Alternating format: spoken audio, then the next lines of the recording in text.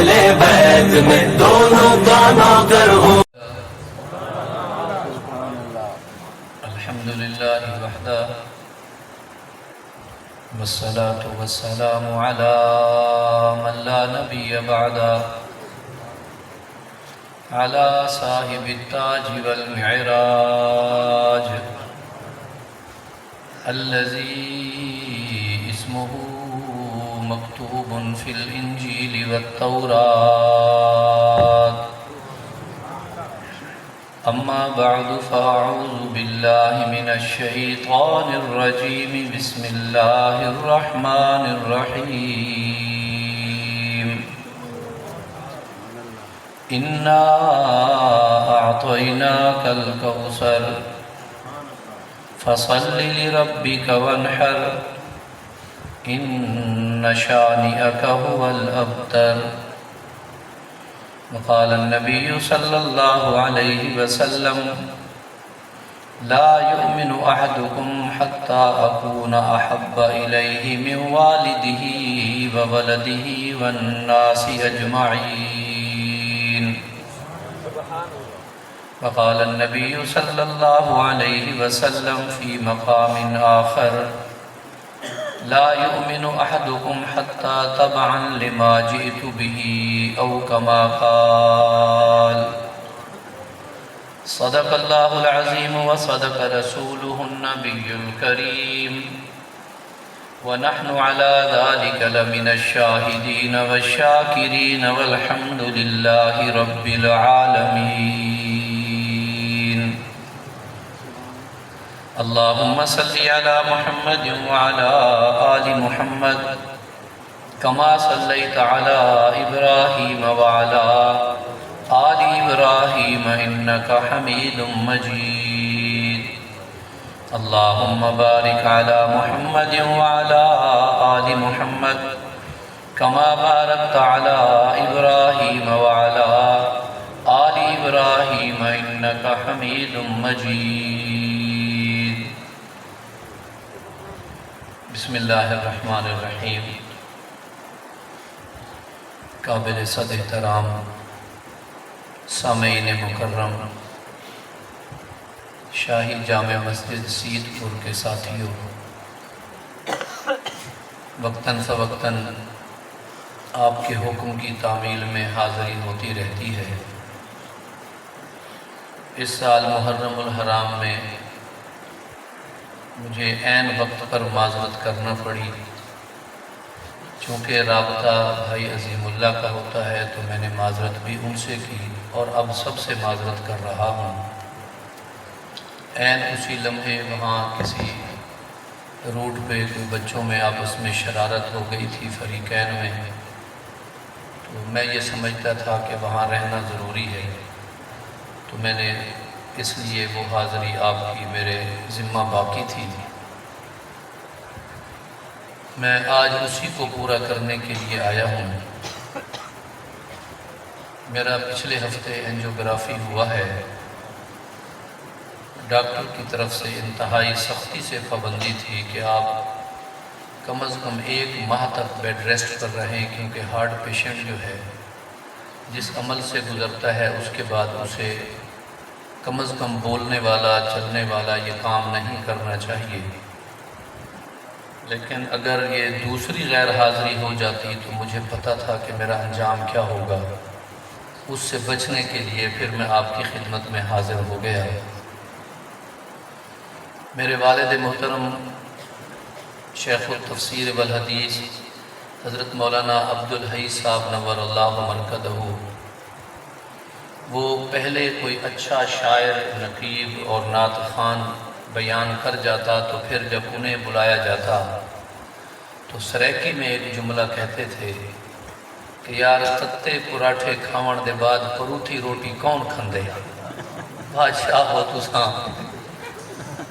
یہ جتنے بہترین باذوق خطیب دے بعد تے نقیب دے بعد اساں جائیں بڑھنے کو بلہا دیتے ہوئے ساری گال کہیں سننی ہے، لیکن جزاک اللہ، جزاکم اللہ خیر۔ لیکن آپ جس انداز میں یہاں بیٹھے ہیں اس سے میرا حوصلہ بڑھا ہے۔ قوت ارادی مضبوط ہوئی ہے۔ انشاءاللہ اللہ نے چاہا تو میرا مضمون میری علالت پہ غالب آ جائے گا اور اللہ مجھے کچھ کہنے کی توفیق عطا فرما دیں گے۔ خانقاہ کے جو بزرگ ہوتے ہیں ان میں ایک عمل ہوتا ہے، اگر کوئی کسی بزرگ سے بیعت ہے تو وہ اس کو جانتا ہوگا، اس میں ایک عمل ہوتا ہے توجہ، کہ شیخ کی اپنے مرید پر جب توجہ ہو تو شیخ کی توجہ کی وجہ سے مرید میں آہستہ آہستہ وہ انوارات و تجلیات آنا شروع ہو جاتی ہیں جو جن سے اللہ نے شیخ کو مالا مال کر رکھا ہوتا ہے۔ تو اس وقت آپ شیخ بن کر اپنی محبت بھری توجہ ڈالیں گے اور میں سالک بن کر اس توجہ کا فائدہ حاصل کرتے ہوئے کچھ عرض کر دوں گا، تو مجھے یقین ہے میرا کام تو بن جائے گا، آپ تو ویسے سمرے ہوئے ہیں، اللہ ہم سب کو اس کی توفیق عطا فرما دے۔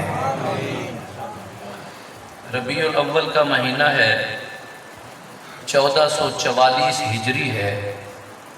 اس کا مقصد یہ ہے 1443 ربیع الاول گزر چکے، اب یہ 1444واں ربیع الاول ہے، اور جس سن کو میں نے دلیل بنایا یہ ہجری سن ہے۔ ہجری سن کا آغاز ہوا تھا رسول اللہ صلی اللہ علیہ وآلہ وسلم کی مکہ سے مدینہ طیبہ ہجرت سے۔ ہجرت سے پہلے 13 سال آپ نے بطور پیغمبر بعثت کے بعد مکہ میں گزارے۔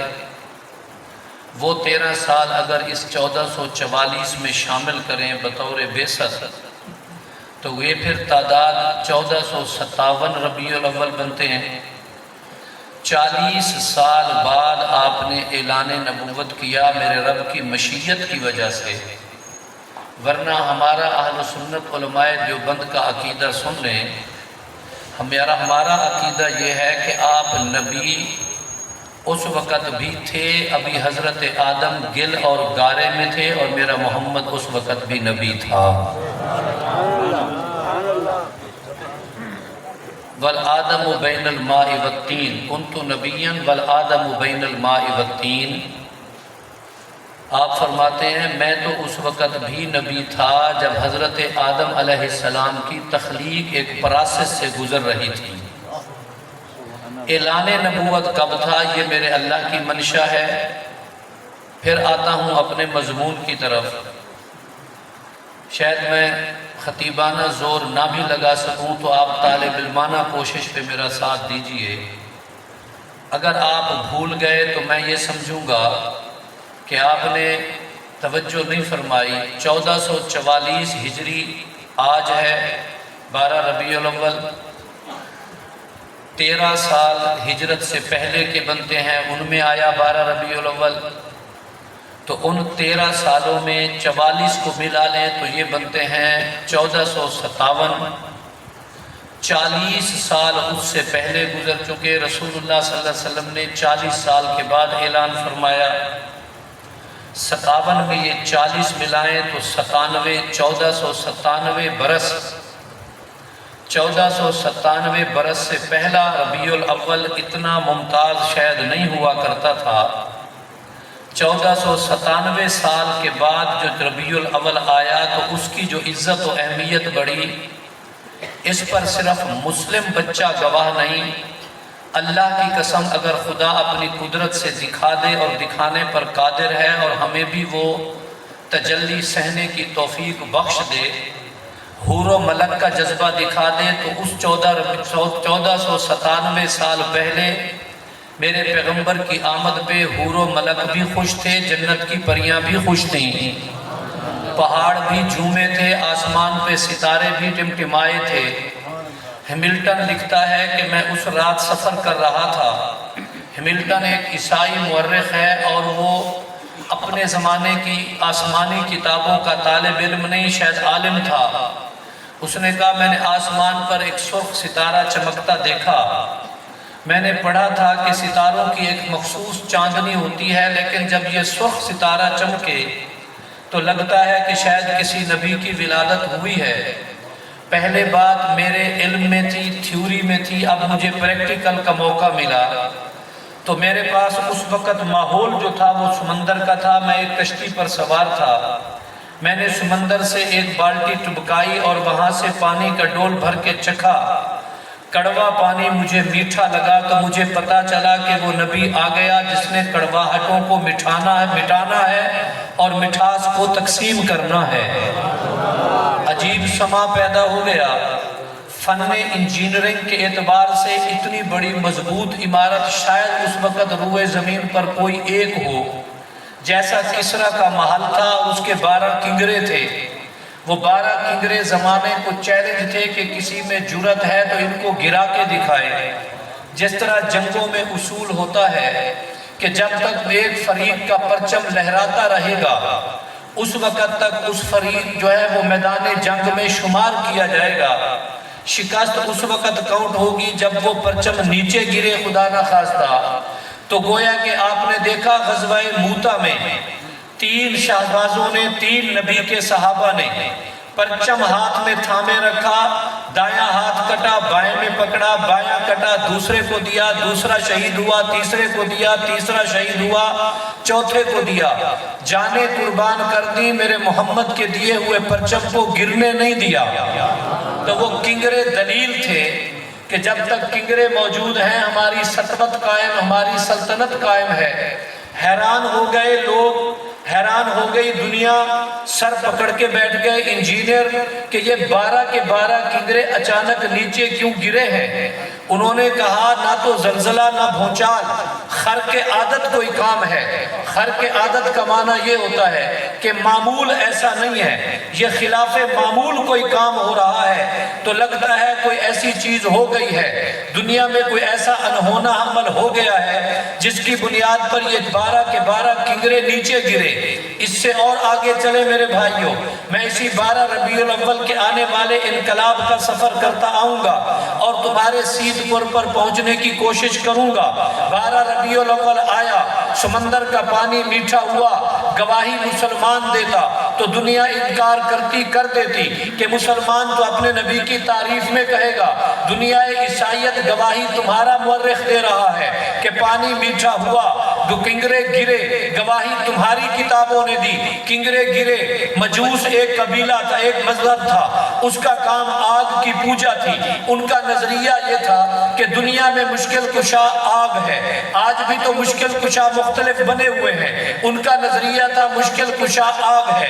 بچہ بیمار ہو گیا، دوائی بھی خریدو، آگ کے آتش دان میں جا کے 1 من لکڑیاں بھی دے آؤ، آگ نہ بجھے تو ہمیں شفا ملتی رہے گی۔ جب کوئی کھیتی کاش کرتا بھی کھل کھیتی کے لیے بیل بھی لے جاؤ ہل جوتو، لیکن 10-15 کلو لکڑیاں لے جا کے آتش کدا پر بھی رکھاؤ۔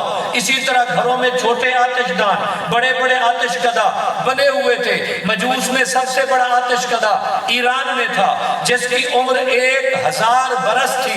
ارے ساتھیوں سوچو، 1000 برس میں آندھیاں بھی تو آئی ہوں گی، ژالہ باری بھی تو ہوئی ہوگی، موسلادھار بارش بھی تو برسی ہوگی، یار کبھی سیلاب بھی تو آیا ہوگا، کبھی اور باتیں بھی تو ہوئی ہوں گی۔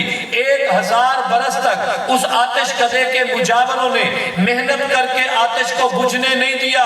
کمال جاؤں میرے نبی دنیا میں جب تشریف لائے، انہوں نے لکھا، مجوسیوں نے گواہی دی کہ رات کو سوئے تھے، الاؤ روشن تھے، صبح اٹھے تو کوئی ایک چنگاری نہیں بچی۔ یہ آگ کو بجھانے والا، آگ کی بجائے رہن لانے والا، کڑواہٹوں کو مٹھانے والا، مٹانے والا، مٹھاس کو تقسیم کرنے والا اور ظاہری علامت کے علاوہ نشانیوں کو پیوست خاک کر دینے والا، لگتا ہے کہ وہ جس نبی کے لیے 1,23,999 نبی ترستے رہے اور خواہش کرتے رہے کاش کہ ہمیں اس نبی کا زمانہ ملے اور ان کی لائف میں، ان کی حیات میں، ان کے وقت میں وہ نبی تشریف نہ لائے۔ دنیا نے دیکھا یہ سارے عجائبات جو ہو رہے ہیں، یہ عجائبات خرق عادت نہیں، یہ علاوہ ازیں کچھ ہو رہے ہیں۔ لگتا ہے کائنات کا امام میرا محمد دنیا میں آ گیا۔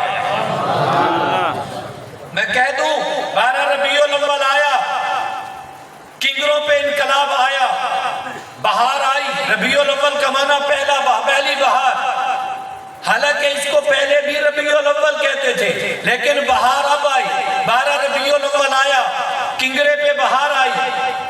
جھوٹی علامت کے نشان گرے، 12 ربیع الاول آیا، پانی پہ بہار آئی، کڑوا پانی میٹھا ہوا، 12 ربیع الاول آیا۔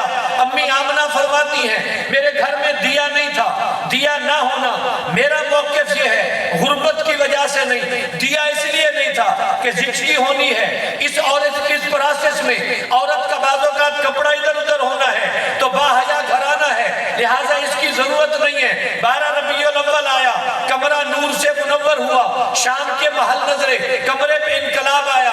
12 ربیع الاول آیا، آسمان پہ انقلاب آیا، آسمان کا سرخ ستارہ ظاہر ہوا۔ 12 ربیع الاول آیا، مسلمانوں حضرت حلیمہ پہ انقلاب آیا، حضرت حلیمہ جو مایوس تھی پر امید لوٹی۔ 12 ربیع الاول آیا، آپ کی اونٹنی پہ انقلاب آیا، تیز رفتار ہو کے چلی گئی۔ 12 ربیع الاول آیا، قبیلہ سعد جس کا نام پہلے سعد تھا لیکن سعادتیں اتنی نہیں تھی، میرے محمد نے وہاں قدم رکھا تو خدا نے سعادتوں سے مالا مال کر دیا۔ 12 ربیع الاول آیا تو آگے چلتے ہیں، کعبے میں 360 بت رکھے تھے، گرنا شروع ہو گئے۔ 12 ربیع الاول آیا تو اس سال میرے رب نے مکے میں رہنے والی کسی عورت کو، ایک روایت کے مطابق دنیا میں کسی عورت کو، دنیا کی کیلکولیشن شاید اتنی درست نہیں، مکے میں کسی عورت کو بیٹی نہیں دی کہ شاید اس مرتبہ کوئی بیٹی دفن ہو گئی تو لوگ کیا سوچیں گے، بیٹیوں کو بچانے والا، سروں پہ دوپٹے دینے والا بھی آئے اور بیٹی دفن ہو جائے، یہ آپ کی آمد جلیلہ کے خلاف ہے۔ 12 ربیع الاول آیا، سب بچوں کو، سب ماؤں کو اللہ نے بیٹے عطا فرما دیے، بیٹوں پہ ماؤں پہ انقلاب آیا۔ 12 ربیع الاول آیا، حضرت امی آمنہ فرماتی ہیں میں کانٹوں پہ پاؤں رکھتی ہوں تو کانٹے پھول لگتے ہیں، کانٹوں پہ انقلاب آیا، پتھروں پہ پاؤں رکھتی ہوں، پتھر نرم گداز ہوتے ہیں، پتھروں پہ انقلاب آیا، ہواؤں پہ انقلاب آیا، گرمی جس کو لگے لگے۔ امی کہتی ہیں ہوائیں میرے سر پہ بادل تان کے رکھتی تھی، بادلوں پہ انقلاب آیا، کرۂ ارضی پہ انقلاب آیا، کرۂ سماوی پہ انقلاب آیا، آپ میں انقلاب آیا، بحر و بحر میں انقلاب آیا۔ مجھے تھوڑا کہنے دیجئے، 12 ربیع الاول آیا، میرے بلال پہ انقلاب آیا، پہلے اونٹ چلایا کرتا تھا، لوگ اپنی حویلیوں سے دور رکھا کرتے تھے۔ 12 ربیع الاول آیا تو حضرت بلال پیغمبر کے قریب بیٹھے ہیں۔ 12 ربیع الاول آیا، حضرت زنیرہ کو ایمان ملا۔ 12 ربیع الاول کا انقلاب آیا تو اس پہلی بہار کے صدقے حضرت خدیجہ پہ انقلاب آیا۔ 12 ربیع الاول آیا، ابو بکر صدیق بن گئے۔ 12 ربیع الاول آیا، عمر فاروق بن گئے۔ 12 ربیع الاول آیا، عثمان غنی بن گئے۔ 12 ربیع الاول آیا، علی حیدر کرار بنے۔ 12 ربیع الاول آیا، ابو عبیدہ امین الامت بنے۔ 12 ربیع الاول آیا، حضرت عمر بن عاص کو اللہ نے عزت عطا کی۔ 12 ربیع الاول آیا، حضرت عبداللہ بن عمر مفسر قرآن بنے۔ 12 ربیع الاول آیا، حضرت عبداللہ ابن عباس فقیہ بنے۔ 12 ربیع الاول آیا، دنیا میں اللہ نے انقلاب پیدا کیا، کائنات کو بتا دیا سید پور کے لوگوں تم اپنی زندگی میں 20واں 12 ربیع الاول دیکھ رہے ہو، کوئی 30واں دیکھ رہا ہے، کوئی 40واں دیکھ رہا ہے، کوئی 35واں دیکھ رہا ہے۔ اگر 12 ربیع الاول آ کے گزر گیا، بے نمازی نمازی نہیں ہوا، اس بد نصیب کو بہار کا جھونکا نہیں لگا۔ 12 ربیع الاول آیا، ترازو میں بے ایمانی کرنے والے نے بے ایمانی نہیں چھوڑی، اسے بہار کا جھونکا نہیں لگا۔ 12 ربیع الاول آیا، کسی بدبخت نے آنکھوں کی بد نظری نہیں چھوڑی، اس کو 12 ربیع الاول کی بہار کا کوئی معطر جھونکا نہیں لگا۔ 12 ربیع الاول آیا، بد کلامی نہیں چھوڑی، اس کی کلام پر ربیع الاول کی بہار نے کوئی فائدہ نہیں دیا۔ 12 ربیع الاول آیا، اگر 12 ربیع الاول آنے کے بعد میں نے نمازی ہونے کا ارادہ نہیں کیا، 12 ربیع الاول آیا میں قرآن نہیں پڑھا، 12 ربیع الاول آیا میں نے درود نہیں پڑھا، 12 ربیع الاول آیا میں ایماندار نہیں بنا، 12 ربیع الاول آیا میں نے کوئی ایسا کام نہیں کیا جو ایک مسلمان راسخ العقیدہ پیغمبر کے غلام کو کرنا چاہیے تھا۔ پھر یاد رکھو، سننے سنانے کے مزے، سنانے کا مزہ میں نے لیا، سننے کا مزہ تم نے لیا، مجھ پہ بھی تبدیلی نہ آئی، تم پہ بھی خدا نہ خواستہ تبدیلی نہ آئی۔ پھر خوش نصیب وہ ہیں جن کی زندگیوں میں 12 ربیع الاول آیا تو انقلاب آیا، بد نصیب وہ ہیں 12 ربیع الاول آیا رویوں میں فرق نہ پڑا۔ آؤ میرے ساتھیوں، 12 ربیع الاول دعوت دیتا ہے، اسی طرح بن جاؤ جس پیغام کو میرا محمد لے کر آیا۔ اس کی طرف توجہ کریں۔ 12 ربیع الاول اگرچہ اس میں علمی اختلاف ہے، تحقیقی اختلاف ہے، کوئی نظریاتی نہیں۔ ہم کہتے ہیں 9 ربیع الاول کو ولادت ہوئی، ایک کہتے ہیں 17 کو ہوئی، ایک کہتے ہیں 12 کو ہوئی، ایک کہتے ہیں 11 کو ہوئی۔ بھی میرا نبی 9 کو بھی آئے تو نبی شان والا، نبی 12 کو بھی آئے تو نبی شان والا۔ پیغمبر تشریف لائے اور پیغمبر سید مناظر حسن گیلانی رحمت اللہ علیہ، انہیں ایک دوست نے خط لکھا کہ مجھے کوئی سیرت کا مضمون لکھ کے بھیجیں، میں دیکھنا چاہتا ہوں حضور صلی اللہ علیہ وسلم کی سیرت کے متعلق۔ انہوں نے خط لکھا، وہ لکھتے لکھتے کتاب بن گئی۔ اس کتاب کا نام رکھا انہوں نے النبی الخاتم۔ ابھی آپ فرما رہے تھے ختم نبوت، سبحان اللہ، اللہ کی قسم یہ ایمان ہے، ختم نبوت ایمان ہے۔ انہوں نے لکھا اپنی کتاب میں، لوگوں دنیا میں جو بھی آیا وہ جانے کے لیے آیا۔ مناظر حسن گیلانی لکھتے ہیں دنیا میں جو بھی آیا جانے کے لیے آیا۔ پھول کھلا مرجھانے کے لیے کھلا، سورج طلوع ہوا غروب ہونے کے لیے ہوا، دریاؤں میں موجیں آئیں لیکن تھمنے کے لیے آئیں، روشنی آئی لیکن بجھنے کے لیے آئی۔ دنیا میں اگر کوئی آیا اور آتا چلا گیا تو وہ میرا محمد تھا۔ دنیا میں کوئی بڑھا اور بڑھتا چلا گیا، پھیلا اور پھیلتا چلا گیا، پھولا اور پھولتا چلا گیا، آگے آیا تو آگے آتا چلا گیا۔ دنیا میں اگر کوئی آیا اور آتا چلا گیا، بظاہر ہمیں لگا کہ شاید اسی 12 ربیع الاول کو جب لوگ مبارکبادیاں بھی دے رہے تھے، ٹھیک 23 سال بعد اسی 12 ربیع الاول کو صحابہ نے اپنی انگلیاں اپنی آنکھوں پہ رکھنی۔ ایک صحابی کہتے ہیں اللہ میری بینائی کو ختم کر دے۔ ارے یہ کوئی مانگنے والی چیز ہے؟ ہاں میں نے اپنی بینائی سے آخری بار اپنے پیغمبر کو دیکھا ہے، اب میں اور چیز نہیں دیکھنا چاہتا، میرے ذہنوں میں آخری نقش رہے تو میرے محمد کی پیاری صورت کا رہے۔ یہ 12 ربیع الاول ہے۔ برا نہ ماننا، میں تنقید نہیں کر رہا، اصلاح کی نیت میں۔ کبھی کبھی کہہ دیتے ہیں سوائے ابلیس کے جہاں میں سبھی تو خوشیاں منا رہے ہیں۔ ایمانداری سے کہیں، جب 12 ربیع الاول 11 ہجری میں 10 ہجری میں آیا، ذرا دروازہ کھٹکھٹاؤ میری فاطمہ الزہرا کا، وہ خوشیاں نہیں منا رہی تھی، اس دن رو رہی تھی۔ وہ کیوں رو رہی ہے؟ کہتی ہے میرے ابا دنیا سے رخصت ہو گئے۔ حضرت ابو بکر 12 ربیع الاول آیا، آپ نے خوشیاں نہیں منائی، ہمیں تو برے صغیر میں کسی نے تانا دے دیا اور ہمیں تو کسی ایک کونے میں کھڑا کر دیا اس نے، آپ کیوں نہیں خوشیاں منا رہے؟ حضرت عمر رضی اللہ تعالیٰ عنہ، میں کہنا دوں میرے ساتھیوں، 23 مرتبہ 12 ربیع الاول میرے محمد کی سیرت میں تھی، آپ کی حیات طیبہ میں آیا۔ 2 مرتبہ 12 ربیع الاول گن کے رہنا، حساب لوں گا آخر میں، 2 مرتبہ 12 ربیع الاول حضرت ابو بکر کی حیات طیبہ میں آیا۔ 10 مرتبہ 12 ربیع الاول حضرت فاروق اعظم کے دور میں آیا۔ 12 مرتبہ 12 ربیع الاول حضرت عثمان غنی کے دور میں آیا۔ 6 مرتبہ 12 ربیع الاول حضرت علی کے دور میں آیا رضی اللہ تعالیٰ عنہ۔ 1 مرتبہ 12 ربیع الاول حضرت حسن کے دور میں آیا۔ 19 مرتبہ 12 ربیع الاول حضرت حسین اور حضرت امیر معاویہ کے دور میں آیا۔ سن 57 سال تک 12 ربیع الاول یا 45 سال تک 12 ربیع الاول حضرت حسن و حسین کے دور میں آیا۔ میں کہنا دوں امام ابو حنیفہ کے دور میں 12 ربیع الاول آیا، امام شافعی کے دور میں 12 ربیع الاول آیا، امام مالک کے دور میں 12 ربیع الاول آیا، امام احمد بن حنبل کے دور میں 12 ربیع الاول آیا، امام بخاری کے دور میں 12 ربیع الاول آیا، امام مسلم کے دور میں 12 ربیع الاول آیا، حضرت عیسیٰ ترمذی کے دور میں 12 ربیع الاول متعدد مرتبہ آیا، معین الدین اجمیری کے دور میں کئی مرتبہ 12 ربیع الاول آیا، پیران پیر عبد القادر جیلانی کے دور میں کتنی مرتبہ 12 ربیع الاول آیا، حضرت معین الدین اجمیری کے دور میں کتنی مرتبہ 12 ربیع الاول آیا، شمس العلماء شمس الاولیاء حضرت داتا گنج بخش علی حجویری کے دور میں کتنی مرتبہ 12 ربیع الاول آیا۔ ارے کائنات میں رہنے والے منصف ہو، متعصب ہو نہیں، منصف ہو، متعصب ہو نہیں، منصف ہو۔ دیکھو دیکھو ان سارے اکابر کا میں نام لے رہا ہوں جن کی جوتیاں میرے سر کا تاج ہیں، جب ان کی زندگی میں 12 ربیع الاول آیا میں یہ سمجھتا ہوں میں کامیاب ہو جاؤں گا۔ اللہ تعالیٰ بخشش کے لیے ایک حل کر دیں کہ وہ اٹھیں جنہوں نے جلوس نکالا، وہ اٹھیں جنہوں نے نہیں نکالا۔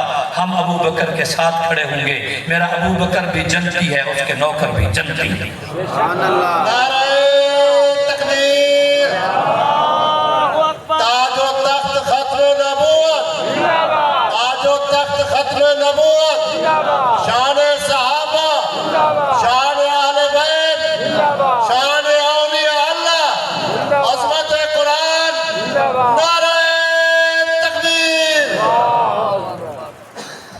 میرے ساتھیوں، بات دیکھو دنیا میں کس مسئلے پہ تحقیق نہیں ہوتی۔ ڈاکٹروں کو چلے جاؤ، طب روز روز ڈیولپ ہو رہی ہے، لیبارٹریاں بڑھ رہی ہیں، کہتے ہیں جی تحقیق کی بات ہے، نئی نئی چیزیں سامنے آ رہی ہیں اور ہر کوئی قبول کر رہا ہے سراخوں پہ۔ انجینئرنگ کے میدان میں چلے جاؤ، جو اصول گزشتہ صدی کے تھے وہ اب کے نہیں رہے، اب نئے طریقے کی انجینئرنگ ہے جی، یہ نئے تجربات سامنے آ رہے ہیں، لہٰذا اب اس کو فالو کرو۔ ہم قبول کر لیتے ہیں، کوئی بات نہیں، بالکل ٹھیک ہے جی۔ دنیا میں ضابطے بدلے، رواج بدلے، لباس کا انداز بدلا، تربیت بدلی، تعمیر بدلی، طب بدلی، ہر چیز بدلی، ہم نے سب کو تحقیق کے بعد قبول کر لیا۔ ارے بے تحقیق مسئلہ میرے مذہب کا چھوڑ دیا تم نے۔ یاد رکھو میرے ساتھیوں، مذہب کے مسئلے میں بھی تحقیق کرو۔ مذہب وہی ہے جو رب کا قرآن بتائے، جو میرا محمد بتائے اور نبی کے صحابہ اور اہل بیت کر کے دکھائیں۔ بس یہ ضمناً بات آئی، اب آتے ہیں اپنے اس موضوع کی طرف۔ جناب رسول اللہ صلی اللہ علیہ وآلہ وسلم دنیا میں تشریف لائے، دو چیزیں ہیں بیان کرنے والی۔ ولادت، جس کا انکار کائنات میں کوئی نہیں کرتا، کوئی نہیں کرتا۔ آپ دنیا میں تشریف لائے، ولادت کا انکار کریں تو امی آمنہ کا انکار کرنا پڑے گا، حضرت عبداللہ کا انکار کرنا پڑے گا، پیغمبر کے ننیال و ددیال نکل جائیں گے۔ اور یاد رکھو دنیا بھر میں اگر کسی شخص کی، کسی انسان کی، یہ شخص اور انسان کا لفظ میں نے عمومی بولا ہے، خواص یہ ہے، دنیا بھر میں اگر کسی کی تاریخ اور سیرت اوپر کی پشتوں تک محفوظ ہے اور نیچے کی پشتوں تک محفوظ ہے، دایاں بھی محفوظ ہے، بایاں بھی محفوظ ہے، اللہ کی قسم کسی لیڈر کا تم تقابلی جائزہ کر کے دیکھ لو، اگر سیرت موجود ہے تو میرے محمد کی موجود ہے، آپ کی موجود ہے۔ دنیا عیسائیت اٹھ کے دکھائے کہ ان کا نبی حضرت عیسیٰ علیہ السلام پانی کیسے پیتے تھے، خوراک کیسے کھاتے تھے، سوتے کیسے تھے، اٹھتے کیسے تھے، جاگتے کیسے تھے، جب منصب عدالت پہ بیٹھتے تھے تو فیصلے کیسے کرتے تھے، پڑوسی تھے تو کیسے تھے، مسافر تھے تو کیسے تھے، مقیم تھے تو کیسے تھے۔ دنیا میں اتنے نئے علوم وجود میں آئے اور وہ سارے کے سارے علوم وجہ کیا بنی؟ وہ میرے محمد کی سیرت وجہ بنی۔ دو چیزیں ہیں، ایک ہے پیغمبر کی ولادت کا ذکر کیا جائے، حضور صلی اللہ علیہ وسلم آپ کے والد گرامی کا نکاح حضرت عبداللہ کا حضرت آمنہ سے تھے، حضور صلی اللہ علیہ وسلم کی دادی عبد المطلب کی اہلیہ اور حضور صلی اللہ علیہ وسلم کی والدہ حضرت آمنہ، ان دونوں کا گھرانہ ایک ہی ہے، یہ بنو نجار کے قبیلے کی ہیں، مدینہ طیبہ کی ہیں، ساس بھی مدینہ طیبہ کی ہے اور بہو بھی مدینہ طیبہ کی ہے۔ حضرت آمنہ میرے والد گرامی ان الفاظوں سے ایک تشبیہ لیا کرتے تھے، ارے کیسی بات کرتے ہو، جن کی ماں آمنہ ہے انہوں نے امن ہی تو پھیلانا ہے، جن کی دودھ پلانے والی حلیمہ ہے وہ حوصلے والا ہی تو ہے، جن کا قبیلہ سعدیہ ہے سعادت مند ہی تو ہے، جن کو اللہ نے قبیلہ بنو ہاشم سے چنا سخی ہی تو ہے۔ کائنات میں انتخاب اور چناؤ قبیلوں، شہروں، بستیوں، والدین، ننیال، ددیال، سسرال، ایسے رب نے انتخاب کیے، اللہ کی قسم جن کی مانوی حیثیت بھی اعلیٰ ہے، جن کی روحانی حیثیت بھی اعلیٰ ہے۔ ایسا کسی کو نصیب نہیں۔ اب اگر ہم پیغمبر کی ولادت کا ذکر کرتے ہیں، اور کرنا چاہیے اور ہر سال کرنا چاہیے، ڈے وہ منائیں جنہوں نے باقی ڈے کسی اور کام لگانے ہیں، دن وہ کریں جنہوں نے باقی دنوں میں اور کام کرنے ہیں۔ میرا تو ہر دن، میرا تو ہر لمحہ اگر اس میں اللہ کی توحید کے ساتھ میرے نبی کا ذکر نہ آئے، میں سمجھتا ہوں میرا دن بیکار چلا گیا۔ میری تو کوئی نماز نہیں ہوتی جس میں اشہد اللہ الہ الا اللہ تو کہوں، ساتھ آگے چل کے اللہم صلی علی محمد نہ کہوں۔ میری نماز نہیں ہوتی، میرا روزہ نہیں ہوتا، میرا حج نہیں ہوتا، میری تلاوت نہیں ہوتی۔ ایک دن میں پابند کرے، وہ پابند کرے جس نے سال بھر میں ایک دن وہ منانا ہو۔ ارے ہم تو پورا دن صبح سے شام تک، میرے اللہ زندگی کا آخری لمحہ ہو تو میری زبان پر یا تیری توحید کا تذکرہ ہو یا میرے محمد کی رسالت کا تذکرہ ہو۔ ایک دن تک محدود نہ رہے۔ یہ کلچر اللہ کی قسم اسلامائزیشن سے نہیں لیا گیا، یہ کسی اور تہذیب کا کلچر ہے۔ ایک دکھیا بات کہہ دوں بلکہ گلہ دے دوں آپ کو، میں نے سنا تھا، ویڈیو کلپس دیکھے تھے، لیکن آنکھوں سے نبی کی ناک ڈھکے ہوئے اور آگے ایک تبلچی یہاں ابھی چوک میں تبلہ بجا رہا ہے اور چند نوجوان بھنگڑا ڈالے ہوئے ہیں۔ خدا کی قسم جو کوئی شریف آدمی اپنے بیٹے بیٹیوں کے نکاح پہ ایسا برداشت نہیں کرتا، میرے محمد کی پیدائش پہ یہ کیا جا رہا ہے۔ اچھا ان سے پوچھتے ہیں جنہوں نے کیا، ان سے پوچھتے ہیں جو کہتے ہیں کہ ہم ٹھیک کر رہے ہیں، ان سے کہیں اگر کسی محفل میں میرے نبی علیہ السلام اللہ کی قدرت سے اپنے سراپا کے ساتھ موجود ہوں اور ہمیں ایسا کرتا دیکھیں کہ درمیان میں ایک تبلچی اور چاروں طرف ہم اس طرح بھنگڑا ڈال رہے ہیں، تو کوئی روح محمد سے جا کے پوچھے، آئے کوئی پوچھے میرے پیغمبر کے روح مقدس سے ہاتھ جوڑ کے کہ ہم سید پور میں ایسا کرتے ہیں آپ کی آمد والے دن، تو میرے نبی فرمائیں گے میں جن کو مزامیر شیاطین کہتا رہا ہوں، یہ آلات وہ ہیں جن آلات سے، موسیقی کے وہ آلات جن سے شیطان بندے کے دل و دماغ پہ قبضہ کرتا ہے، میں جن کو مزامیر شیاطین کہہ کے 23 سال کی محنت کر کے جنہیں دین سے پیوریفائی کیا، دین کو اور ان کو علیحدہ کیا، تم نے پھر دین میں شامل کر دیا۔ ارے چھوڑو کس کو کیا جواب دو گے، پیارے محمد کو کیا جواب دو گے، فاطمہ کے والد کو کیا جواب دو گے، حضرت علی کے سسر کو کیا جواب دو گے؟ یار یہ بھی کوئی حد ہے؟ کتنا تجاوز اور کرو گے، کتنا تجاوز اور کرو گے، کہاں تک جانا چاہتے ہو اس مسئلے کو لے کر؟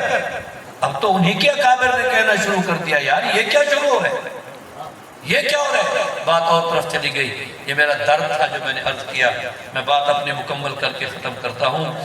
میرے آقا علیہ السلام کے تذکرے دو طرح سے ہیں، ولادت کا تذکرہ، سیرت کا تذکرہ۔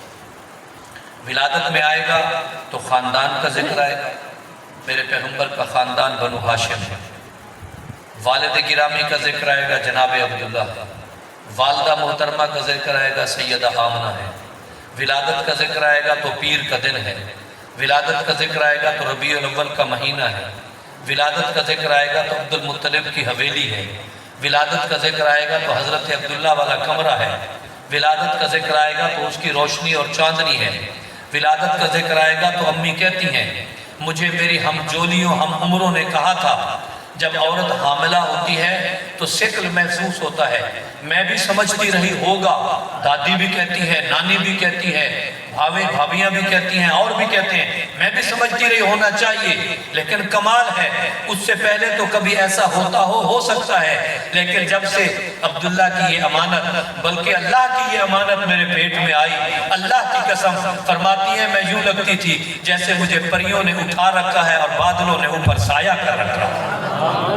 ولادت کا ذکر آئے گا تو یہ معجزہ اور یہ ارحاس سامنے آئیں گے۔ فرماتی ہے میری ہم عمریں آ کے کہتی تھی چلے کنویں پہ پانی بھرنے چلتی ہیں، میں کہتی میرے گھر میں مشکیزیں بھرے ہوئے ہیں مجھے تو ضرورت نہیں، وہ کہتی کوئی بات نہیں آمنہ تجھے ضرورت ہو نہ ہو، تجھے پتہ ہے جب ہم اکیلی جاتی ہیں تو ہمیں کھینچنا پڑتا ہے، شرابور ہوتی ہیں، آمنہ جب تو ساتھ ہوتی ہے ہمیں نہیں پتہ کیا انقلاب آ رہا ہے، جب تو ساتھ ہوتی ہے پانی کھینچنا نہیں پڑتا، کنویں کا پانی تیرے قدم چومنے اوپر خود آ جاتا ہے۔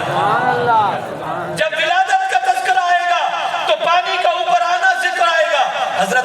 فرماتی ہیں ایک مرتبہ میں بکریاں چرانے کے لیے ویسے نکلی، ورنہ میں کوئی بکریاں چرانے والی نہیں تھی، جس طرح شوق سے میں ایک پتھر کے پاس جا کے، جس طرح میں یہاں ٹیک لگا بیٹھا ہوں، یوں ٹیک لگ کے بیٹھ گئی، میں حیران ہو گئی، میں چٹان سمجھ کے بیٹھی، لیکن وہ پیچھے موم بنتی چلی گئی، ایسے نرم بنتی چلی گئی، میں دیکھوں کوئی کپڑا ہے، کوئی گدا ہے، کیا ہے، ہاتھ لگاؤں تو ہاتھ سے سخت ہے، پشت لگاؤں تو پشت سے نرم ہے، میں نے سمجھا آمنہ یہ تیرا کمال نہیں، یہ کمال ہے تو میرے آنے والے محمد کا کمال۔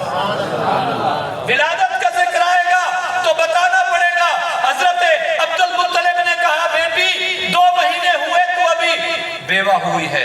بیٹیوں والو اللہ سب کی بیٹیوں کے سہاگ سلامت رکھے، ان سے پوچھو جن کے ابھی ہاتھوں کی مہندی نہ اتری ہو اور دلہا دنیا سے چلا جائے، ان سے پوچھو۔ سیدہ آمنہ اہلیہ سے کہا تو ان کی رشتہ دار بھی ہے، ساس بھی ہے، ایک ہی علاقے کی ہے، یہ خوشبو بہت لگاتی ہے، ذرا ان سے منع کر دو۔ وہ فرمانے لگی ابا جی کہاں خوشبو لگاتی ہوں، مجھے تو سمجھ نہیں آتا، میرے قریب بیٹھنے والوں کی جب پسینوں کو دیکھتی ہوں تو بو کی بھبک سے اٹھتی ہے، اللہ کی قسم جب میں اپنے پسینے کو سونگھتی ہوں تو مجھے جنت کی خوشبوئیں نظر آتی ہیں۔ جب ولادت کا تذکرہ آئے گا، اور پتہ ہے یہ خوشبوئیں کیوں آتی ہیں؟ نبی علیہ السلام نے ایک مرتبہ غالباً بی بی ام ایمن، سیدہ ام ایمن بوڑھی عورت تھی، سیاہ فام تھی، چھوٹے سے قد کی تھی، ہیوی ویٹ تھی، چھوٹا قد ہو اور بھاری جسم ہو تو بڑا عجیب لگتا ہے، وہ باڈی لینگویج عجیب ہوتی ہے، لیکن آپ اسے امی کہتے تھے، امی۔ تو ایک مرتبہ آپ آرام فرما ہیں، اس نے کھجور کا ایک تنہ اٹھایا اور آپ کے بدن سے بہتے پسینے کو یوں اکٹھا کیا۔ حضور صلی اللہ علیہ وسلم کا ایک معجزہ تھا، پسینہ بہتا نہیں تھا، وہ جسم کے خلیوں سے، روحوں سے نکل کے وہی موتی بن کے کھڑا ہوتا تھا۔ صحابہ فرماتے ہیں جب پیغمبر کے چہرہ اطہر پر صلی اللہ علیہ وسلم، سب کہو صلی اللہ، جب آپ کے چہرہ اطہر پر یوں پسینہ کی بوندیں ہوتی تھی، پسینہ بہتا نہیں تھا، بوند یوں لگتی تھی جیسے موتیوں کا جھرمٹ آپ کے چہرے پہ سج گیا۔ فرماتی ہے وہ پسینہ تھا تو میں نے اس پسینے کو اکٹھا کرنا چاہا، اس پتے سی سرسراہٹ سے اللہ کے نبی کی آنکھ کھل گئی۔ شاید کوئی اور ہوتے تو پتہ نہیں آپ کیا جواب دیتے، یہ مصنف کا جملہ میں نے لکھا ہے، لیکن میرا وجدان کہتا ہے جیسا ہی آپ نے بی بی ام ایمن کو پیار سے کہا، فرمایا اسے بھی وہی فرماتے کوئی ہوتا، فرماتے امی میری ماں یہ کیا کر رہے ہو، سکی ماں کو دکھانے والوں، میرے نبی کو دیکھو، وہ ام ایمن کو ماں کیوں کہہ رہا ہے، نہ اس نے جنا ہے نہ اس نے پیٹ میں رکھا ہے، وہ اپنی سکی ماں کو اور میرے پیغمبر کا سکی ماں سے پیار دیکھے۔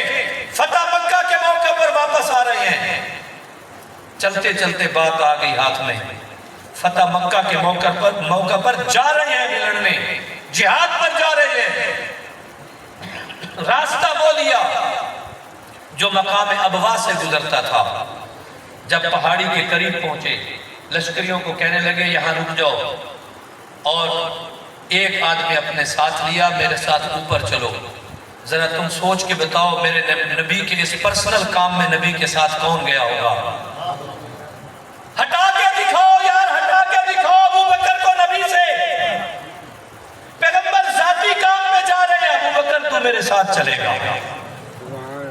پیغمبر بدر کے پہاڑ پہ عریش بنا کے اکیلے عبادت کرنا چاہتے ہیں، لیکن ابو بکر تو میرے ساتھ چلے گا۔ پیغمبر اللہ کے حکم سے ہجرت کرنا چاہتے ہیں، عمر چلے جاؤ، علی پیچھے رہو، عثمان چلے جاؤ، بیٹیوں چلے جاؤ، بیٹوں چلے جاؤ، دوستوں چلے جاؤ، ابو بکر تو نہ جانا، تو میرے ساتھ رہے گا۔ بدر احد میں ذرا اس پہ حضرت ابو بکر کی رفاقت کا اندازہ دیکھیں، احد میں جب رسول اللہ صلی اللہ علیہ وسلم پر حملہ ہوا اور آپ ایک کھائی میں گرے، رانا صاحب اس وقت ابو سفیان نے ایک نعرہ لگایا، اینا محمد، حضرت حضور صلی اللہ علیہ وسلم نے چپ، جواب نہ دیں۔ اس کے فوراً بعد اگلا جملہ وہ کیا کہتا ہے؟ اینا ابو بکر، انہیں پتا ہے محمد جہاں ہوگا ابو بکر وہیں ہوگا۔ اس رفاقت کو کیسے نکالو گے؟ کیسے نکالو گے؟ کہاں کہاں نکالو گے؟ اور انا تو انا کل کوثر میں نے پڑھی، نبی نے فرمایا اس کوثر والے حوض پر بھی میرے ساتھ ابو بکر آپ ہوں گے اور عمر آپ بھی ہوں گے، کیونکہ آپ میرے وزیر ہیں۔ وزیر کام کرنے والے کو، وزیر وزر سے نکلا ہے، وزر کا معنی بوجھ اٹھانے والا۔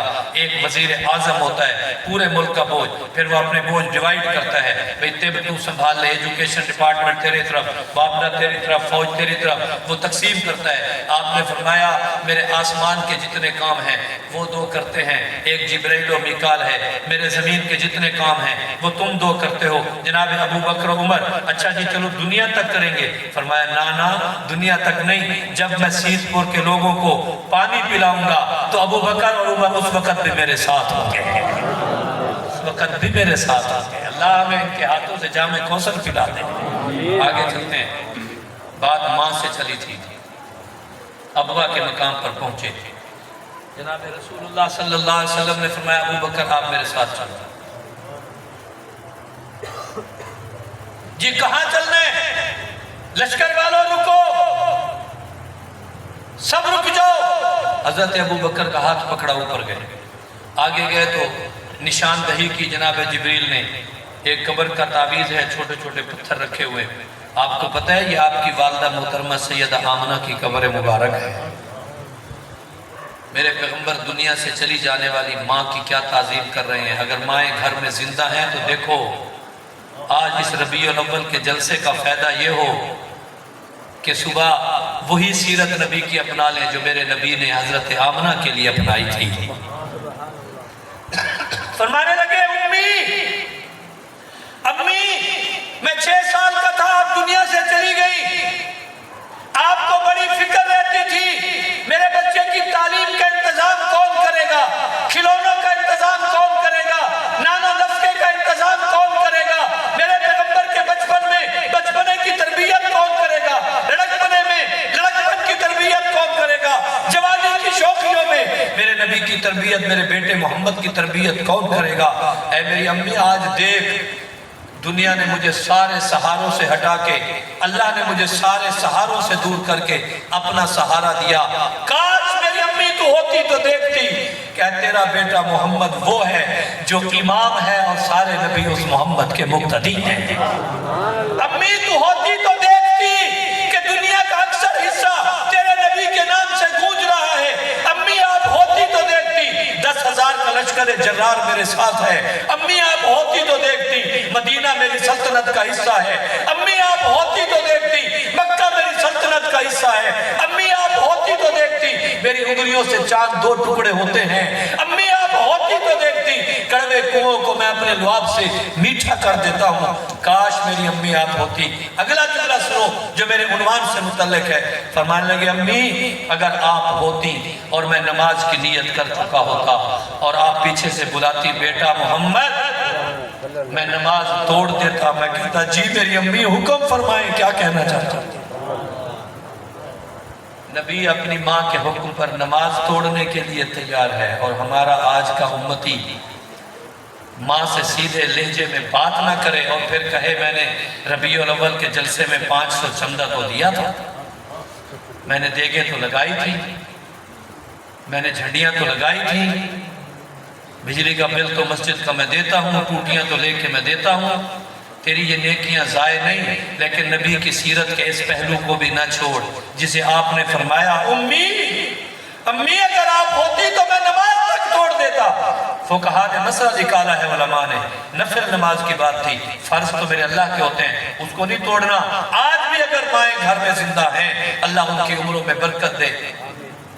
میں جب آج چھٹی لینے گیا نا اپنی والدہ محترمہ سے، رات میں نے چھٹی مانگی امی میں نے جانا ہے، تو وہ فرمانے لگی نہیں بیٹا تیری طبیعت ٹھیک نہیں، صبح 2-3 گولیاں پھانکتا ہے، شام کو پھانکتا ہے، پھر کہتا ہے مجھے سانس پھول جاتی ہے، پھر تو سیڑھیاں چڑھتا ہے تو کئی کے ڈرامے کرتا ہے، اب تو وہاں وہ پنجابی بولتی ہیں، پھر ہم تو اتنے جائیں گا، نہیں بس تو نہیں جانا۔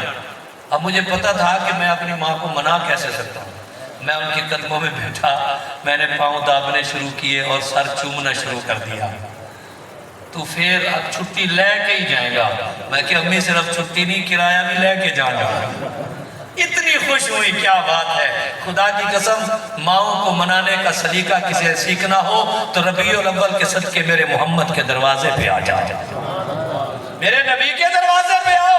یہ ربیع الاول ہے، باپ کی تعظیم کیا ہے، یہ ربیع الاول کا میسج ہے۔ دکاندار ہو، ہاتھ کے ترازو کیسے تولنا ہے، یہ ربیع الاول ہے۔ میرے نبی کے دو لقب تھے، صادق اور امین۔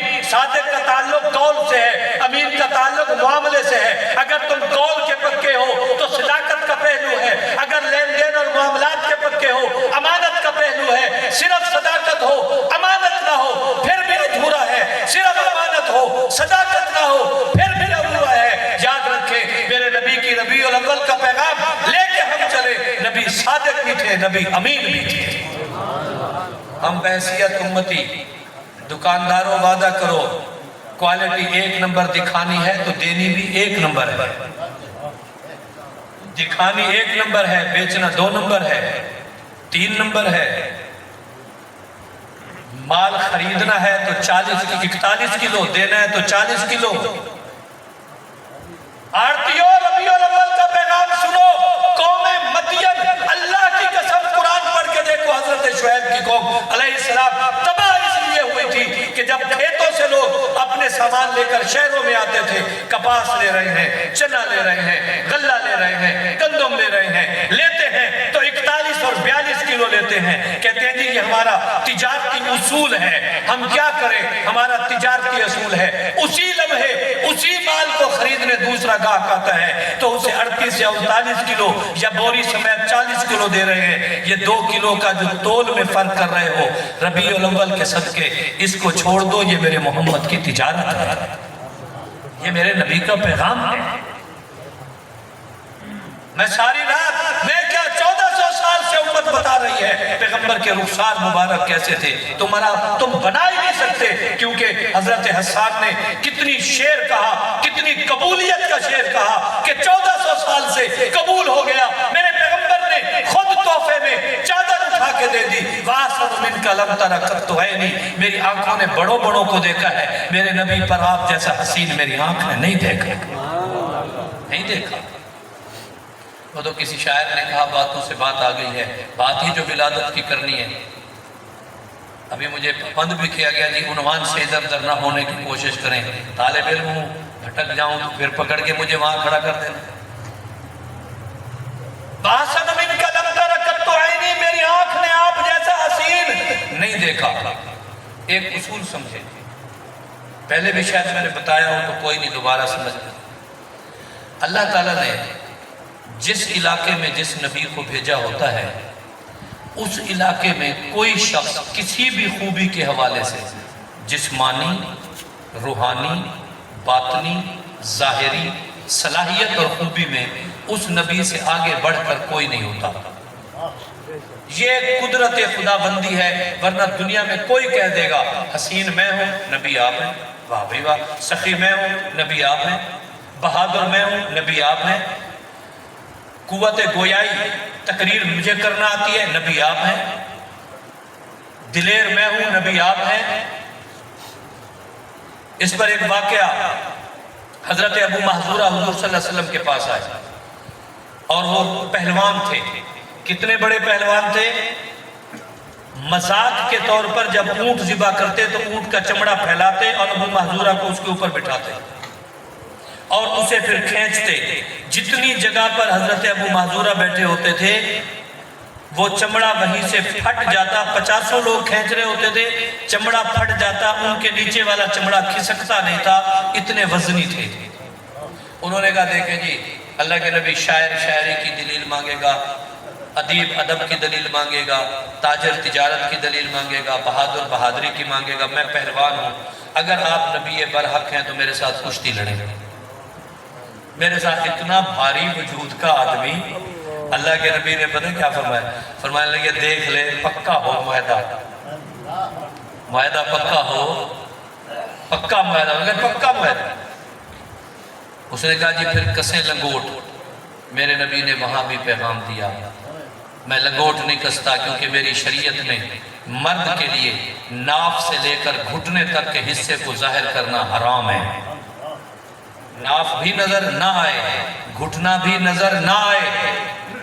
برا نہ ماننا اگر آپ میں کوئی ہو یا اولادوں میں ہو، رواج چل پڑا ہے یورپین سٹائل کہ رات کو نیکر پہن کے سوئے اور نیکر ایک بالشت گھٹنے سے اوپر ہوتی ہے، گھٹنا اور رات کا حصہ بیٹی کو نظر آ رہا ہے، بیوی کو نظر آ رہا ہے، بہن کو نظر آ رہا ہے، بھتیجی بھانجی کو نظر آ رہا ہے۔ یہ معصوم سلیٹوں پہ یہ جو میسج لکھا جا رہا ہے، ان کے ہاں یہ ننگ کبھی سطر سمجھا ہی نہیں جائے گا۔ وہ کہیں گے اگر یہ سطر ہوتا تو ابو ایسا کیوں کرتے، ماموں ایسا کیوں کرتے، چچا ایسا کیوں کرتے، بھیا ایسا کیوں کرتے۔ اگر یہ سطر ہوتا اور چھپانا شریعت کا حصہ ہوتا تو ابا روک دیتے بھیا کو، امی روک دیتی کسی کو۔ جسم کے کچھ حصے ایسے ہیں، حرمت مساحت آتی ہے۔ مولانا سے پوچھے اگر وہ حصے ننگے ہو جائیں نکاح تک ٹوٹ جاتا ہے۔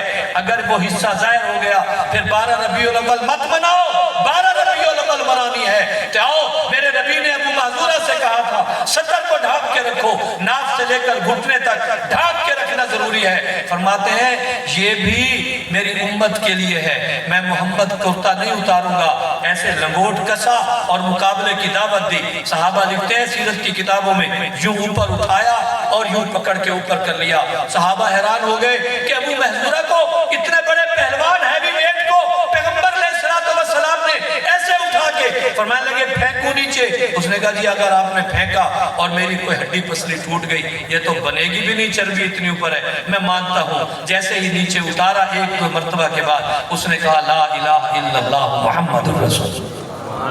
یہ دلیل میں نے کیوں پیش کی؟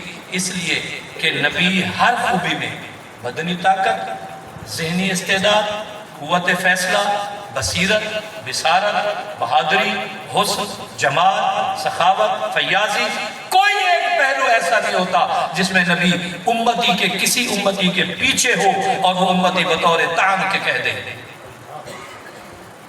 اور اس نبی کے پورے خطہ نبوت میں ایسا نہیں ہوتا۔ اور آپ کو پتہ ہے ہمارے پیغمبر کا خطہ نبوت کتنا ہے؟ وَمَا أَرْسَلْنَاكَ إِلَّا، وہ تو عالمین کے لیے ہیں۔ تو میں کہنا دوں آدم حسین ہوں گے پر میرے محمد جیسے نہیں ہوں گے۔ حضرت یوسف آپ حسین ہوں گے، اللہ کی قسم حسن یوسف کا انکار کفر ہے، ہم یہ نہیں کرتے، لیکن جب اس کے سامنے تقابل میں میرا محمد آئے گا وَأَحْسَنَ مِنْكَ لَمْ تَرَ قَطُّ عَيْنِي، حضرت یوسف کا حسن کم نظر آئے گا، میرا محمد اوپر نظر آئے گا۔ بہادری میں پورا مدینہ خوف زدہ ہے کہ باہر کوئی ایسی مصیبت اور بلا آئی ہوئی ہے جو ہمیں نوچ کھانا چاہتی ہے۔ فرمانے لگے سب مدینے میں محفوظ رہو، ایک نیزہ اور گھوڑا مجھے دے دو، میں رات بھر اس کی نگرانی کروں گا۔ آپ مدینے کی نگرانی کرتے رہے اور مدینے کی حفاظت کرتے رہے۔ سب لوگ حیران اور پریشان تھے کہ اللہ کے نبی رات بھر اکیلے نگرانی کر رہے ہیں اور اکیلے نگرانی کرتے رہے۔ الغرض بہادری ہو، صفت ہو تو مجھے کہنے دیجئے، پھر میرے نبی جیسا حسین دنیا میں کوئی نہیں۔ تو پھر حضرت حسان کی بات سچ ہو گئی، وَأَحْسَنُ مِنْكَ لَمْ تَرَ قَطُّ عَيْنِي وَأَجْمَلُ مِنْكَ لَمْ تَلِدِ النِّسَاءُ۔ اجمل کیا ہے، آسن کیا ہے، ہم تو یوں ہی سمجھتے ہیں، اردو کی چھوٹی سی لغت ہے، وہ اجمل کا معنی بھی خوبصورت کرتی ہے، آسن کا معنی بھی خوبصورت کرتی ہے۔ آسن اس کو کہتے ہیں جس کا رنگ ایسا دلچسپ ہو کہ ویسا رنگ کسی کا نہ ہو۔ اجمل اس کو کہتے ہیں جس کے نقش نین اتنے تیکھے ہوں، اتنے تیکھے اور کسی کے نہ ہوں۔ خدا کی قسم میرے پیغمبر کو سامنے سے دیکھیں تو سبحان اللہ، پشت سے دیکھیں تو سبحان اللہ، دائیں سے دیکھیں تو سبحان اللہ، بائیں سے دیکھیں تو سبحان اللہ۔ عبداللہ بن سلام رضی اللہ تعالیٰ عنہ یہودی عالم تھے، انہوں نے صرف پیغمبر کو دیکھا تو دیکھ کر فرمانے لگے یہ چہرہ، اتنا حسین چہرہ جھوٹا نہیں ہو سکتا، یقیناً یہ محمد ہے اور یہی سچا نبی ہے۔ میرے ساتھیو آئیے بی بی ام ایمن پہ بات کر رہی تھی۔ حضرت ام ایمن خوشبو پسینہ مبارک اتار رہی ہے، پیغمبر کے وجود سے پسینے میں خوشبو آتی کیوں ہے؟ اللہ کے نبی فرماتے ہیں نحنو معاشر الانبیاء، ہم جو انبیاء کی جماعت ہیں، تنبت اجسادنا بارواح الجنہ، اللہ ہمارے وجودوں کو جنت سے بناتے ہیں۔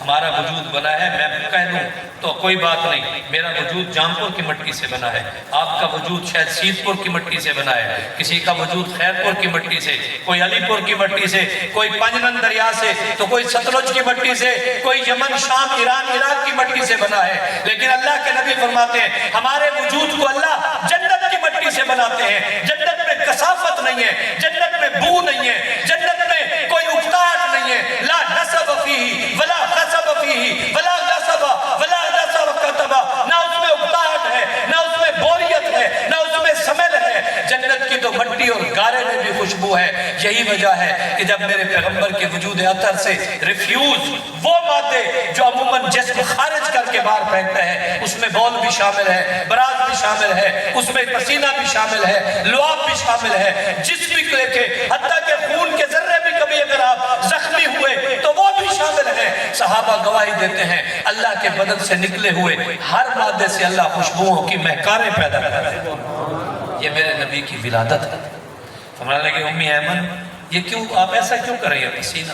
انہوں نے عرض کیا اے اللہ کے پیارے نبی اس لیے کر رہی ہوں کہ ہمیں بعض اوقات مختلف محافل میں جانا پڑتا ہے، اور ان محافل میں یہاں کی بڑی بڑی نواب زادیوں نے خوشبو لگائے ہوتے ہیں، اور میں تو خادمہ ہوتی ہوں، تو ہمیں مجھ سے ان کو گھن آتی ہے۔ جب مجھ سے گھن آتی ہے تو ایسی موسی کو کوئی کام پہ رکھتا نہیں، کام پہ نہیں رکھتا، گھر نہیں جاتے، میں بچے جنوانے کے لیے مجھے بلایا جاتا ہے، تو ایسا ہوتا ہے۔ تو میں نے تو نسخہ پکڑ لیا ہے، جب سے میں آپ کی اس پسینہ مبارک سے ایک بوند کپاس کے حصے کو لگا کے کپاس کو یوں کان میں رکھ لیتی ہوں، اللہ کی قسم میں جہاں جہاں سے گزرتی ہوں منفرد ہوتی ہوں۔ پوچھتی ہیں ایمن یہ خوشبو ملی کہاں سے ہے؟ میں زبان حال سے کہتی ہوں یہ دکانوں سے نہیں ملتی، یہ محمد کے قدموں سے ملتی ہے۔ اس خوشبو کا مخزن وہ ذات پاک ہے، وہ ذات پاک ہے۔ صحابہ کئی مرتبہ فرماتے ہیں کہ ہمیں اللہ کے نبی کو ڈھونڈنا ہوتا، ملنا ہوتا، تلاش کرنا ہوتا تو ہم گلیوں میں یوں چلتے جاتے، ہمیں خوشبو سے اندازہ ہو جاتا تھا کہ یہ خوشبو اس چوک سے ادھر جا رہی ہے، اس گلی کی نکڑ سے ادھر جا رہی ہے۔ وہاں جاتے تو آگے پتہ چلتا کہ میرا نبی اس باغ میں تشریف فرما ہے۔ یہ میرے نبی کی ولادت ہے۔ پیغمبر کی ولادت کی کتنی باتیں کی جائیں، کتنا کچھ کہا جائے۔ سمیٹنے لگا ہوں بات کو، امت کو اللہ نے وہ رجال نصیب فرمائے، وہ افراد نصیب فرمائے جو کسی امت کو نہیں ملے۔ 100 سال تک پیغمبر کی تمام احادیث جو تھیں صحابہ کے پاس موجود تھیں، منتشرہ تھیں۔ دوسری صدی لگی، تابعین کھڑے ہو گئے کہ اگر یہ اثاثہ جمع نہ کیا تو محروم ہو جائیں گے، ساری حدیثوں کو لکھنا شروع کیا۔ تیسری صدی لگی، پھر اس کے بعد حضور صلی اللہ علیہ وسلم کی سنتوں کا مجموعہ بنایا۔ تیسری صدی کے آخر میں حضرت عبد المالک اسمعی اٹھے، انہیں نبی پاک صلی اللہ علیہ وسلم کی کوئی حدیث ملتی تو پتہ کیا کرتے؟ ایک لفظ عربی میں کوئی لفظ ملا، دیکھیں لہجے بدلتے ہیں، علاقے بدلتے ہیں، انداز بدلتے ہیں۔ میں ایک مثال دیتا ہوں، ایک آدمی میری کارکردگی پر مجھے کہتا ہے شاباش، تو اس نے اپریشیٹ کیا، میری تعریف کی۔ دوسرا میری کارکردگی نہ ہونے کی وجہ سے مذمتی انداز میں کہتا ہے شاباش چاہیے، شاباش چاہیے۔ اس کا مقصد ہے کہ میں نے کام اچھا نہیں کیا، میں نے اسے مطمئن نہیں کیا، میں نے مطمئن نہیں کیا۔ اس نے وہ لہجے الفاظ تو ملے کتابوں میں، اب لہجے ڈھونڈنے نکلے حضرت عبد المالک اسمعی رضی رحمت اللہ علیہ کہ لوگوں سے پوچھوں کہ نبی نے یہ سخت لہجے میں کہا تھا یا نرم لہجے میں کہا تھا؟ امت کے پاس اگر کسی کا لہجہ بھی محفوظ ہے تو وہ میرے محمد کا لہجہ محفوظ ہے۔ یہ پیغمبر نے کہا کیسے، فرمایا کیسے؟ خوشی میں تھے، جلال میں تھے، جمال میں تھے۔ پھر اس کے بعد سیرت کی کتابیں لکھی گئیں۔ ایک کو شوق ہوا، اس نے غزوات کو لکھا، دوسرے کو شوق ہوا، اس نے پیغمبر کی ذات کو لکھا، تیسرے کو شوق ہوا، پیغمبر کے عدالتی فیصلے کو لکھا، قضا کو لکھا، چوتھے کو شوق ہوا، پیغمبر کی زرعی اصولوں کو لکھا، پانچویں کو شوق ہوا، پیغمبر کے طب کو لکھا، اور اٹھا پیغمبر کے سفر نامے لکھے، اور اٹھے پیغمبر کے خطوط لکھے، اور اٹھے پیغمبر کی ذاتی زندگی لکھی۔ اور خدا کے بندو، میرے نبی سے جو جڑ گیا، اگر نبی کی کسی ایک حدیث کو کسی کسی نے پیش کیا تو علماء نے اس کے پورے حالات ٹٹولے، یہ بات کہنے والا کیسا ہے، بیٹا کس کا ہے، قبیلہ کون سا ہے، شہر کون سا ہے، بات کتنی سچی ہے، نبی سے ملاقات کتنی ہے۔ نبی کی بات کے محدثین کو رب نے اتنی عزت بخشی، تو کمال ہے کہ نبی کے صحابہ کو اللہ نے کتنی عزت بخش دی۔ آج میں جس ممبر پہ بیٹھا ہوں، 20 کتابیں پیغمبر کے ممبر کی تحقیق میں موجود ہیں کہ یہ ممبر سب سے پہلے بنا کب تھا، 8 ہجری میں بنا تھا، کس نے بنوایا تھا، نجار کی ایک عورت نے بنایا تھا، کس کو کہہ کے بنایا تھا، میمون نامی بڑھائی کو کہہ کے بنایا تھا، لکڑی کون سی لی گئی تھی، کون سے درخت کی لکڑی تھی، جھاؤ کے درخت کی لکڑی کاٹی گئی، وہ درخت کاشت کس نے کیا تھا، اس درخت کا مالک کون تھا، مالک کی اجازت کے بغیر کاٹی گئی یا مالک کے حکم سے کاٹی گئی، ممبر کی لمبائی کتنی تھی، ممبر کی اونچائی کتنی تھی۔ آپ کے ممبر کی سیڑھیاں 2 ہیں، یہ ممبر نبوی ممبر نہیں، یہ خطیب کا ممبر آپ کہیں گے، اس کی سیڑھیاں 3 تھی۔ میرے نبی پہلی سیڑھی پر قدم رکھ کے اوپر چڑھتے، دوسری سیڑھی پر پاؤں مبارک ٹیکتے تھے، تیسری سیڑھی پر آرام کر کے آپ تشریف رکھتے، بیان کرتے تھے۔ آگے چلے، اس 8 ہجری سے پہلے نبی ایک لکڑی پر جو ہاتھ رکھ کے درس دیا کرتے، خطبہ ارشاد فرماتے، جب ممبر پر گئے لکڑی رونے لگ گئی، حضور اٹھ کے نیچے اترے، اسے گلے لگایا اور پوچھنے لگے، اگر تو چاہے تو تیری زرخیزی کے لیے رب سے دعا کروں، تجھے زمین میں گاڑوں تو پھر سے زرخیز ہو جا اور کھجوریں لگنا شروع ہو جائیں، تو زرخیز کھجور کا درخت بن جا۔ دوسرا آپشن یہ ہے، تو چاہے تو تجھے یہاں دفنا دوں، یہ جنت کا ٹکڑا ہے، ما بین بیتی و منبری روضۃ من ریاض الجنہ، تو آج بھی جنت میں ہے، کل تو محمد کے محل میں جنت میں ہوگا۔ میرے پیغمبر کی ہر ادا محفوظ ہے۔ ساتھیوں، پیدائش سے لے کر موت تک، صبح سے لے کر شام تک، بچپن سے لے کر بڑھاپے تک، اول سے لے کر آخر تک، اگر ہم مطالعہ نہ کریں تو ہم اس بد نصیب کی طرح ہیں جس کے پاس کتابیں تو گھر میں ہیں، پڑھتا نہیں، دوائی موجود ہے لیتا نہیں، اور کہتا ہے شفا نہیں ملتی۔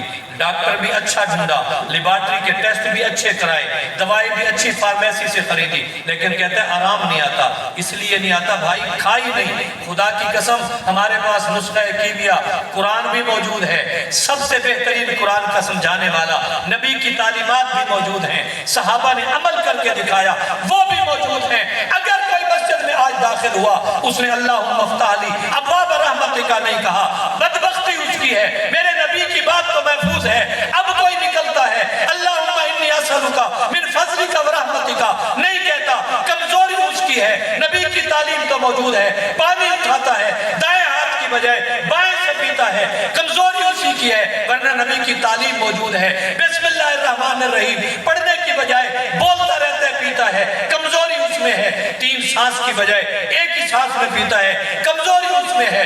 بستر پہ سوتا ہے، باوضو ہونے کی بجائے بے وضو سوتا ہے۔ نبی کی سیرت کو چھوڑا، اگر سوتے ہوئے دعا نہیں پڑھی، نبی کی سیرت کو چھوڑا، اٹھتے ہوئے دعا نہیں پڑھی، نبی کی سیرت کو چھوڑا، اگر اس نے جوتا پہنا پہلے دایاں پاؤں نہیں پہنا، نبی کی سیرت کو چھوڑا، اتارا پہلے بایاں نہیں اتارا، نبی کی سیرت کو چھوڑا، قمیض پہنی پہلے بایاں آستین نہیں پہنا، نبی کی سیرت کو چھوڑا، اتاری پہلے دایاں کا بایاں نہیں اتارا، نبی کی سیرت کو چھوڑا۔ خدا کی قسم پیغمبر گھر گئے، کیسے مسکرائے، مسکرا کے گھر جاؤ، 20 جھگڑے ختم ہوں گے۔ پیغمبر نے بیویوں سے کیا حسن سلوک کیا، حسن سلوک کرو، 20 جھگڑے ختم ہوں گے۔ ماں کے ساتھ کیا سلوک کیا، 20 جھگڑے ختم ہوں گے۔ پیغمبر سبز منڈی میں گئے، ترازو اٹھانے کی ترکیب کیا بتائی، نبی کی سیرت ہے۔ دکان کی ترکیب کیا بتائی، نبی کی سیرت ہے۔ نئی کالونی آباد کرو، پیغمبر نے فرمایا لوگوں پھیل جاؤ، اوپر نیچے گھر بنانے کی بجائے پھیل جاؤ، لاؤ دنیا طب کو۔ 1400 سال پہلے میرے نبی نے فارمولہ دیا، گلیاں اتنی کھلی رکھو کہ ایک لدا ہوا اونٹ ادھر سے آئے، دوسرا لدا ہوا اونٹ ادھر سے آئے، یہ دونوں اونٹ گزر جائیں۔ آج تم 20 فٹ کے کام کو اچھا سمجھتے ہو، یہ ان کی منت نہیں ہے، یہ احسان بھی میرے محمد کا ہے۔ پیغمبر کی سیرت کو پڑھو تو صحیح، پڑھو تو صحیح۔ آؤ ساتھیوں ہم بات عہد کریں کہ ہمیں جتنی پیغمبر کی سیرت کے انمول موتی ملتے جائیں گے، ہم عمل کی پوری کوشش کریں گے انشاءاللہ، پوری کوشش کریں۔ خدا کی قسم تاجر کوشش کرے تو بہترین، اور تاجروں، کیونکہ یہاں مجھے لگتا ہے تاجروں کا مجمع موجود ہے، میرے پیغمبر نے پتہ کیا فرمایا؟ التاجر الصدوق مع النبیین والصدیقین والشہداء والشہداء یوم القیامہ. یہ جو تاجر سچے تاجر ہیں، سچے نمازیوں کو یہ پیکج نہیں ہے، سچے حاجیوں کے لیے اور پیکج ہے، لیکن سچے تاجروں صرف تجارت سچی کر لو، قیامت کے دن محمد کے ساتھ کھڑے ہو گئے. یہ 12 ربیع الاول کا پیغام ہے، یہ 12 ربیع الاول کا پیغام ہے. نظروں میں اخلاق پیدا کرو، یہ پیغام ہے. زبانوں میں اخلاص پیدا کرو اور شرافت کے جملے پیدا کرو، یہ پیغام ہے. ہم مذاق میں گالیاں دیتے ہیں. ہمارے بڑوں کا معمول یہ تھا، جھگڑا ہوتا تو پتہ کیا کہتے؟ اے بھلے مانس کیوں اتنا غصے میں ہے؟ اے شریف آدمی کیوں اتنا کاوڑ کٹی کھڑی؟ اے خدا نے کی دیوی کت واسطے اتنی غصہ؟ اے اللہ تجھے جنت دے، اللہ تجھے مدینے لے جائے، اے اللہ تیرے اوپر رحمت کرے، اے خدا کے بندے ایسا کیوں کہہ رہے؟ یہ جھگڑے کی دعائیں تھی، جھگڑے کی. اور جب صلح ہوتی تو کتنی دعائیں ہوتی. ہم کتنے اس کے مقابلے میں برعکس ہیں کہ جب تک گالی نہ دیں ہم سمجھتے ہیں دوستی کا حق ادا نہیں ہوا، بے تکلفی کا حق ادا نہیں ہوا. یقین سمجھیے ہمارا کوئی تعلق نہیں ہے 12 ربیع الاول سے. 12 ربیع الاول آئے تو ہم محمدی رنگ میں نظر آئے. یہ 12 ربیع الاول. اللہ عمل کی توفیق عطا فرمائے. اللہ آپ کے ادارے کو دن دگنی رات چگنی ترقی عطا فرمائے. مجھے یہاں جو شروع میں نے آپ کو بتایا ایک منظر میں نے زندگی میں فزیکلی طور پر اپنی آنکھوں سے پہلی دفعہ یہاں دیکھا ہے.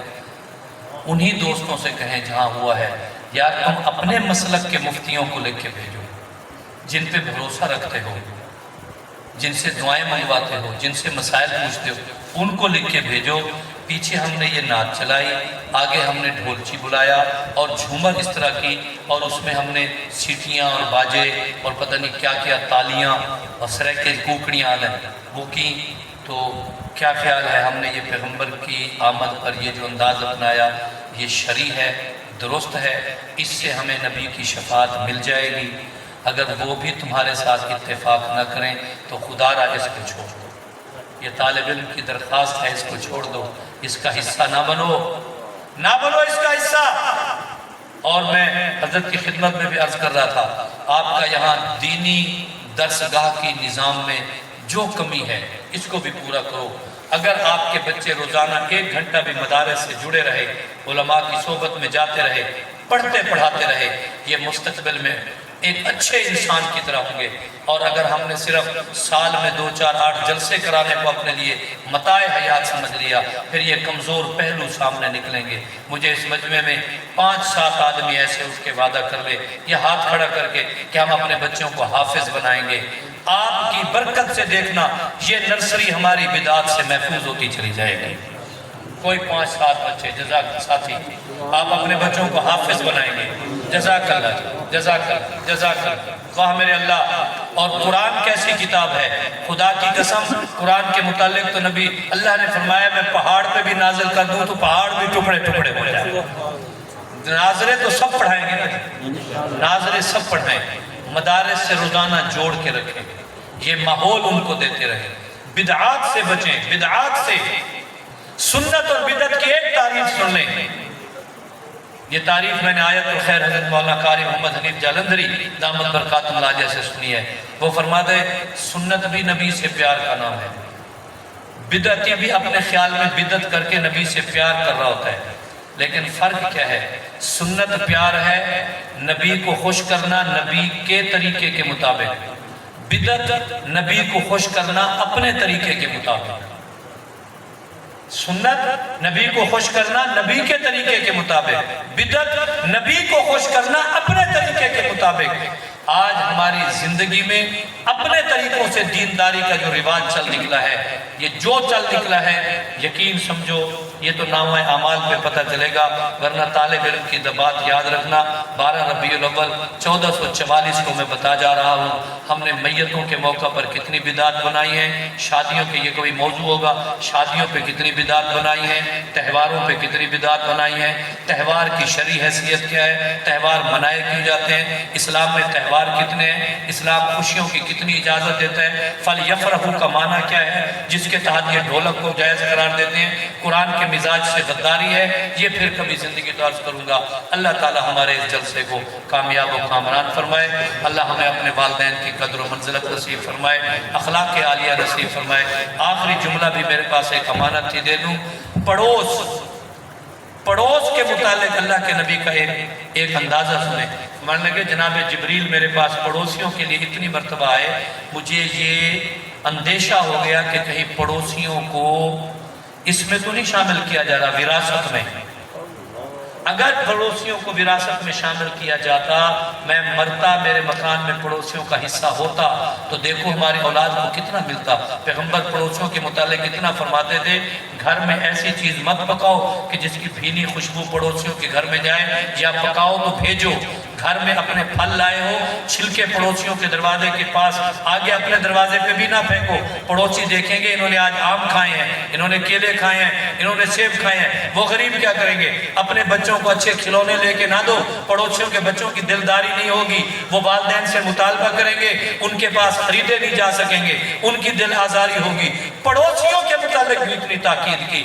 والدین, پڑوسی, گاہک, دکاندار, تاجر, سوداگر, کاشتکار, کسی بھی حوالے سے پیغمبر کی سیرت کا مطالعہ کرو. انشاءاللہ یہاں بھی کامیاب, وہاں بھی کامیاب. وآخر دعوانا ان الحمدللہ رب العالمین.